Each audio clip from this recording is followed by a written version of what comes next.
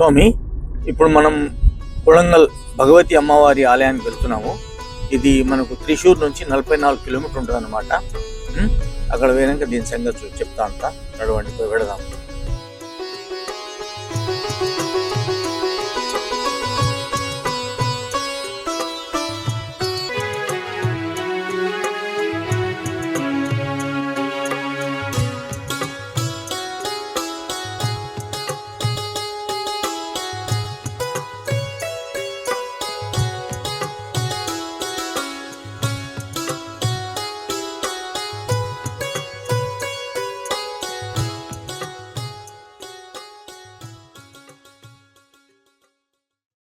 జబలు గణేష్ మహారాజ్కి జై. నమస్కారం. యాత్రలో నా పాత్ర మీ అశోక్ కుమార్, కొత్తపల్లి.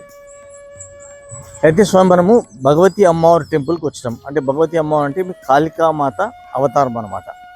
అయితే ఇది మనకు ఎర్నాకుళం నుంచి 44 కిలోమీటర్లు, త్రిశూర్ నుంచి 45 కిలోమీటర్లు, హైదరాబాద్ నుంచి 1100 కిలోమీటర్లు ఉంటుంది అనమాట. అయితే ఇక్కడ బస్ స్టాప్ నుంచి 1.5 కిలోమీటర్ ఉంటుంది. చూడండి, చెట్లు చూడండి ఇట్లా ఉండవు. నాకు అమ్మవారు అయితే బయటనే కనిపిస్తున్నది. ప్రకృతి అంటే అమ్మవారు ఫుల్ బయటనే మోస్తు కనిపిస్తుంది. చాలా బాగుంది, ఇంత ప్రశాంతత అనిపిస్తుంది. చూడండి,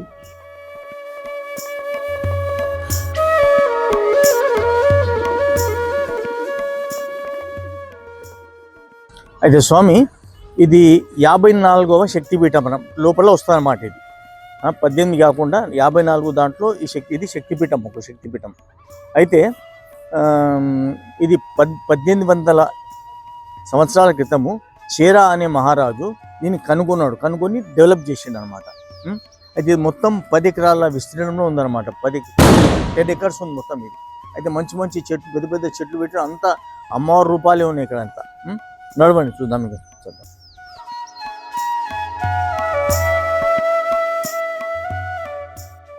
అయితే ఇక్కడ మంగళవారాలు, శుక్రవారాలు చాలా మంది భక్తులు వస్తారు. ఇంకా అయ్యప్ప సీజన్లో ఇంకా చాలా వస్తారన్నమాట. అయితే మంచి మంచి పూజలు జరుగుతాయి. ఇంకోటి ఏంటంటే మార్చ్, ఏప్రిల్లో పెద్ద జాతర ఉత్సవాలు అయితే, చాలా మంచి పెద్ద పెద్ద ఉత్సవాలు అయితే మార్చ్ ఏప్రిల్లో అవుతాయి అన్నమాట.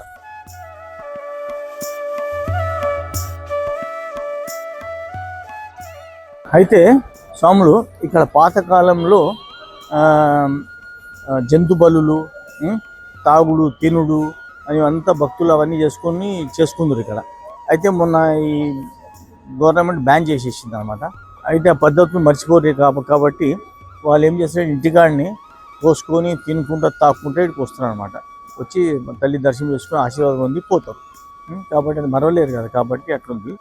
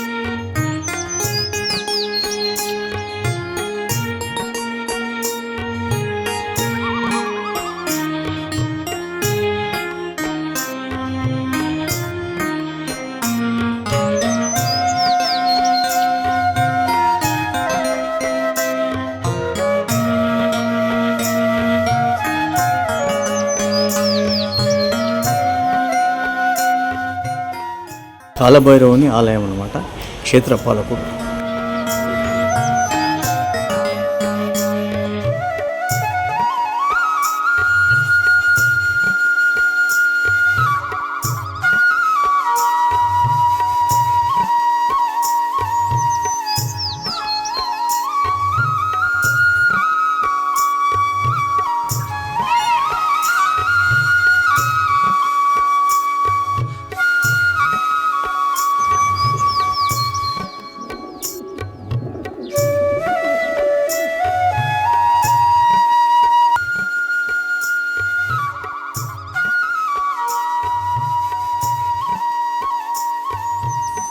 చూడండి, చెట్లను కూడా దర్శనం చేసుకోండి. పెద్ద పెద్ద చెట్లు, అమ్మవార్లు. నిలవండి, లోపలికి నిలవండి, దర్శనం చేసుకుని నడవండి.